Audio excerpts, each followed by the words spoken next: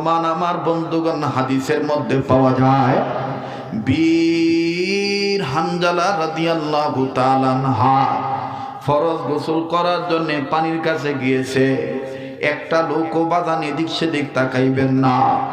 বীর হানজালা রাদিয়াল্লাহু তাআলা আনহু তিনি ফরজ গোসল করার জন্য পানির কাছে গিয়েছেন। শরীর নাপাক, পানি মুখে নিয়েছে কুলি করার জন্য। ঠিক এমনি মিনিটে আমার বন্ধুগণ, আমার ভাইরা, কে জানি ডাক দিয়ে বলে শয়তানে মরদুদ, ভাষা প্রয়োগ করে ভদ্র কণ্ঠে বলে কুতিলা মুহাম্মাদুন, মুহাম্মদ নবী দুনিয়া নাই। হানজালা রাদিয়াল্লাহু তাআলা আনহু গোসল না করিয়া যখন শুনলেন আমার নবী মুহাম্মদ দুনিয়ায় নাই, সাহাবী হানজালা একটা দৌড় মেরে বিবির কাছে যায়, ডাক দিয়ে কয় বিবি রে আমারে তরবারি দে দে, বিবি বেঁচে থাকলে দেখা হবে দুনিয়ায়, আর না হয় দেখা হবে কিয়ামতের ময়দানে। বিবি ডাক দিয়ে বলতেছে স্বামী গো, আপনি তো নাপাক, আপনি তো নাপাক, আপনি তরবারি দিয়ে কি করবে? ও স্বামী, আপনার উপর তো গোসল ফরজ হয়ে গেছে। হানজালা কান্দার ডাক দিয়ে বলতেছেন বিবি রে কার জন্য গোসল করব? আমার এতিম নবী মুহাম্মদ নাকি ঘাবড়া মাইরা বলে, আরে বিবি যেই দুনিয়ায় নবী নাই কার জন্য গোসল করব রে বিবি? দে আমারে তরবারি দে, বেঁচে থাকলে দেখা হবে দুনিয়ায়, আর না হয় দেখা হবে কিয়ামতের ময়দানে। তরবারিটা নিয়ে সাহাবী হানজালা একটা দৌড় মেরে যুদ্ধের ময়দানে ঝাঁপিয়ে পড়লে। আল্লাহর দয়ায় অনেক কাফের বেঈমানদেরকে, কয়েকটা কাফের বেঈমানদেরকে দুনিয়ার থেকে বিদায় দিয়ে জাহান্নামে পাঠিয়ে দিলে। কিছুক্ষণ পরে হানজালার উপরে আক্রমণ আসলো। কাফেরদের আক্রমণে আক্রান্ত হইয়া সাহাবী হানজালা রাদিয়াল্লাহু তাআলা আনহু শহীদ হয়ে গেলেন। যুদ্ধ শেষ হয়ে গেল।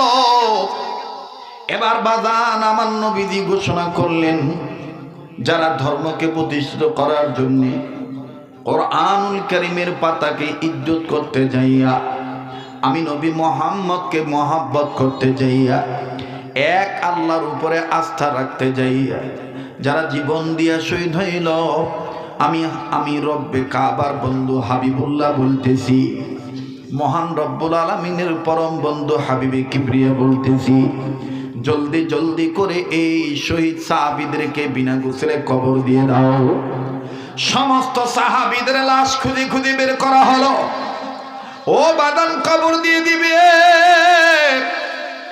ঠিক ইন্ডিমিনটাই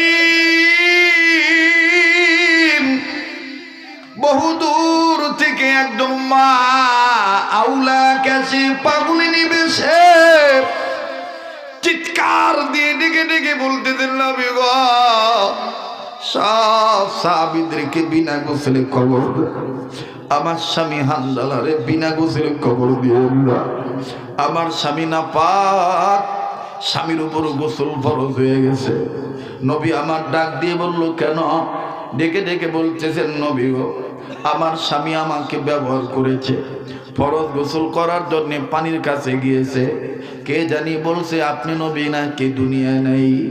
ইয়া রাসূলুল্লাহ, ইয়া হাবিবাল্লাহ, আপনার মহাব্বতে পড়ে আমার স্বামী আর গোসল করেন নাই, নাপাক শরীর নিয়ে যুদ্ধ করিয়া শহীদ হয়ে গেছে।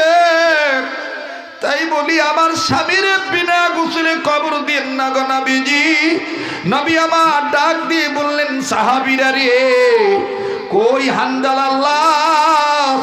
হানজালার লাশ খুঁজে খুঁজে বের করো, আমি নবী নিজে তাকে গোসল করে দেব।